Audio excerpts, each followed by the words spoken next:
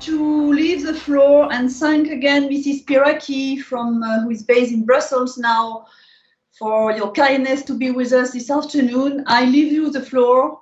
Thank you so much. You have the floor, Mrs. Piraki. Thank you. Thank you. Good morning to all from Brussels. Thank you.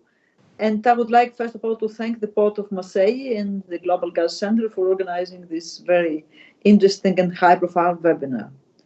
For me, it is an honor to provide you the latest developments in the European Union concerning the involvement of maritime sector on the global effort for tackling climate change.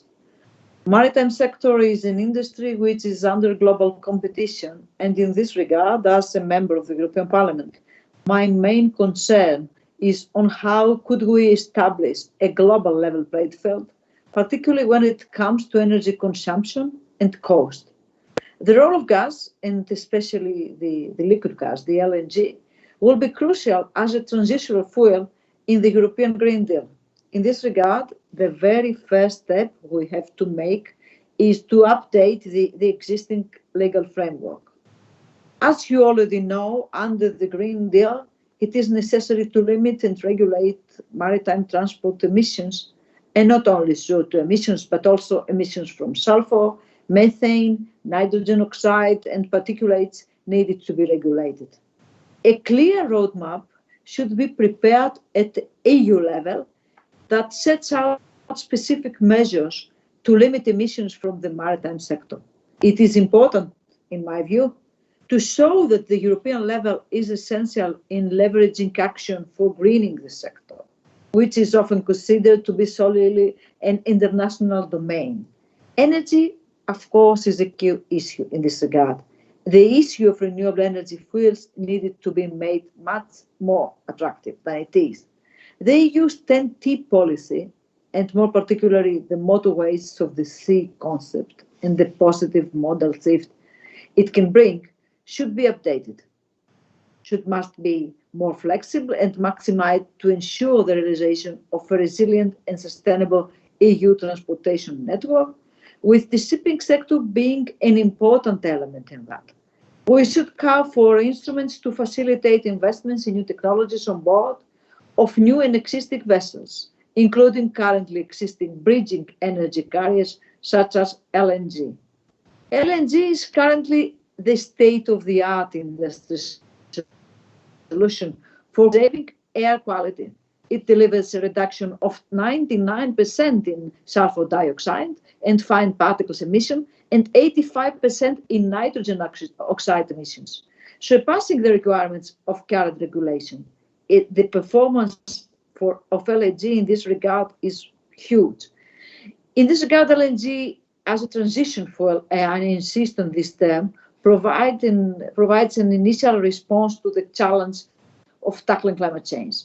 An LNG-powered vessel also emits up to 8 to 20% less CO2 emissions than fuel-powered systems.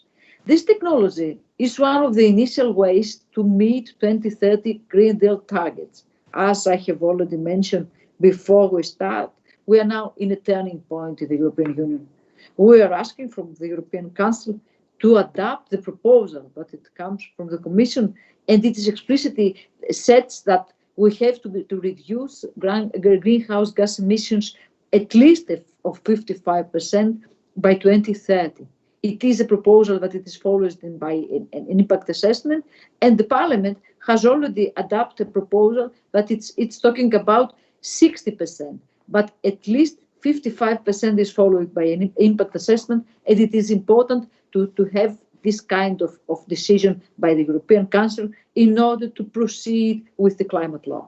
It is one of the key pieces of the legislation. So, having said that, the LNG should be considered as bridge technology in the energy transition in the shipping sector, and according to the Green Deal, natural gas is a bridge technology in the transition. Regarding renewable energy sources, requirements on shore power connections at ports should be enhanced. Emphasis should be on ensuring the consumed electricity is from green sources.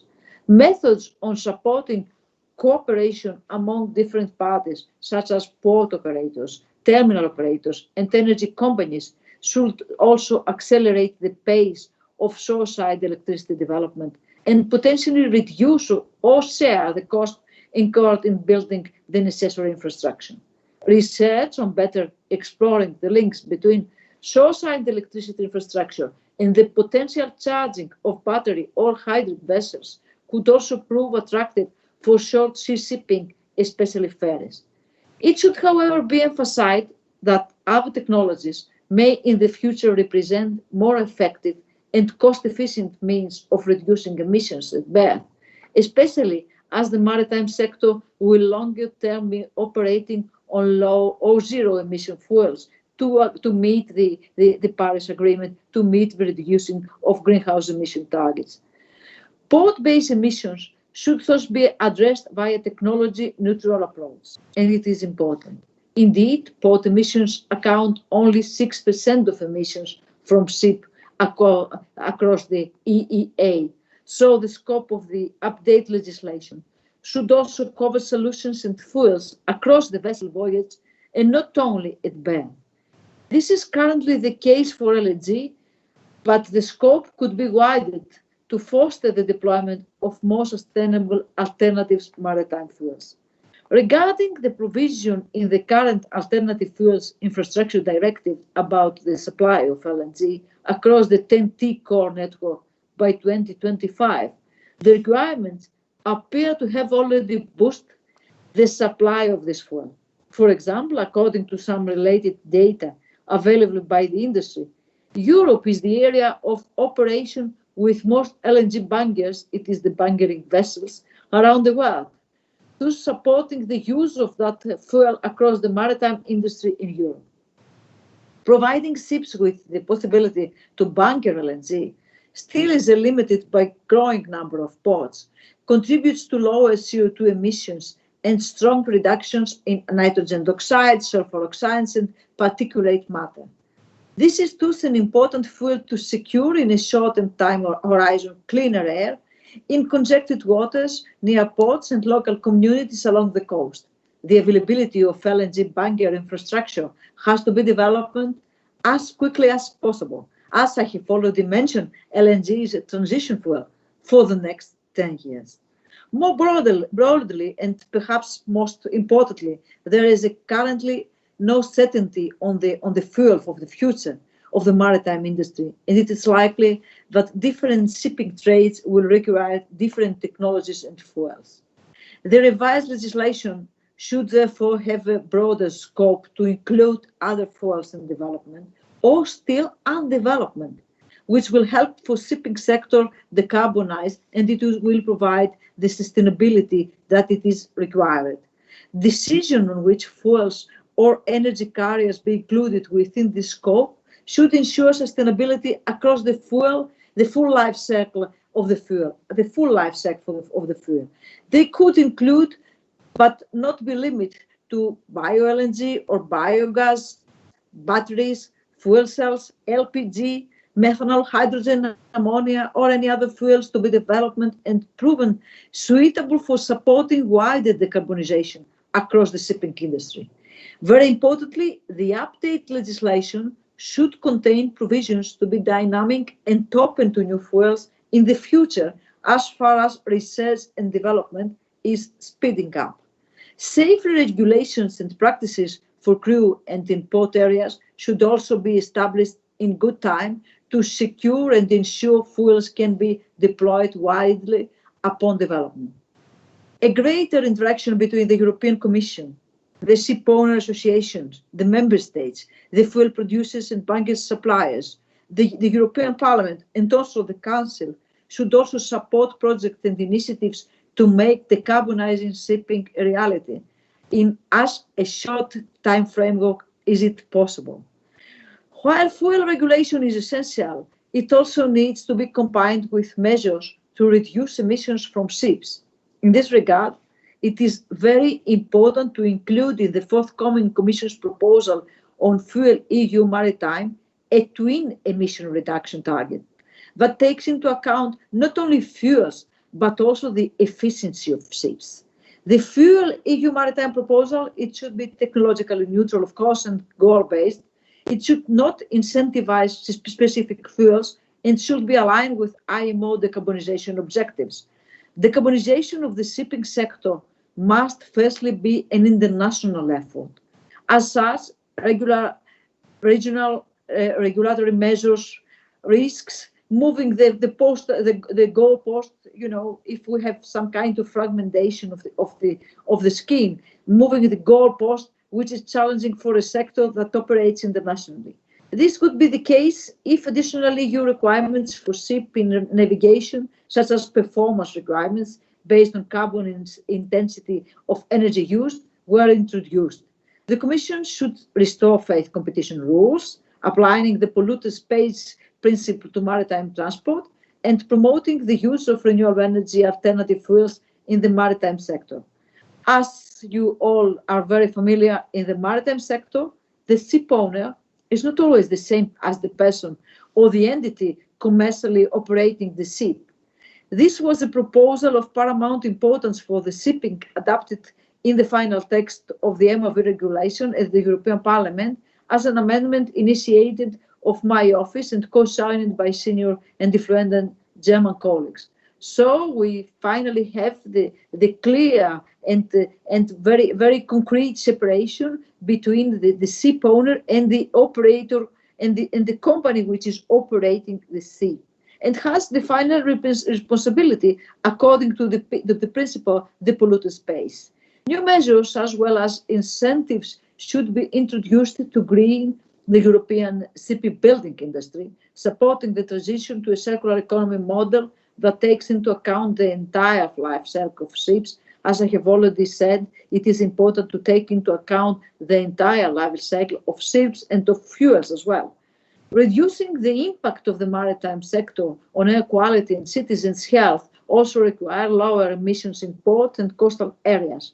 Therefore, the Commission should promote the cold ironing of ships at berth or the use of any other renewable energy in order to meet the target of zero emissions at berth and to produce a strategy on zero emission ports. In this regard, we should encourage cooperation between all stakeholders in order to develop an overall policy for the decarbonization of the whole sector. It is the ports and coastal areas. The role of ports and fuel suppliers is crucial in developing lower carbon fuels and the necessary infrastructure as well. The fleet renewal can also be addressed through the Recovery and Resilience Facility. If member states can't plead together their plans and would like to give a priority to this, so it depends to the national plans that they will provide to the Commission if this sector will be included in funding in terms of Recovery and Resilience Facility. Regarding the potential of investment on clean energy maritime infrastructure at EU level, Horizon Europe funding should be used. For the retrofitting, the support can be granted through the taxonomy to drive green investment. The InvestEU money is also one of the instruments, and possibly, as I have already mentioned, the Resilience and Recovery Facility if the member states finally adopt this kind of sector. The Commission should provide support under its European funding programs, in particular the Horizon Europe programs for research and deployment for clean technology and fuel. We should consider the potential of electricity exclusively from additional renewable sources, hydrogen, mostly green, ammonia, and wind, of course, and wind propulsion. In this regard, ports are the natural hubs, and I am very glad that I hear from the port of Marseille that they are developing such kind of technology and infrastructure. In this regard, ports are natural hub for the production, distribution, and transport of renewable energy fuels.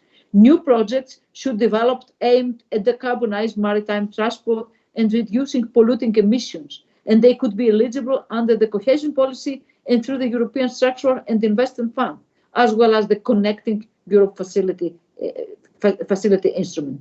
I would like once again to thank you very much for the invitation, and I would like to conclude with this. The Green Deal is a huge opportunity in order to transform the European economy, and it is important to use all the available sources for having a sustainable and competitive economy. Maritime is an industry of paramount importance for the European Union and for my home country, Greece, as well. We can work together, taking into consideration that Europe is not the only global actor. However, Europe should remain competitive and also can become a global leader in new technology at all levels in order to tackle climate change. Once again, thank you very much for your attention.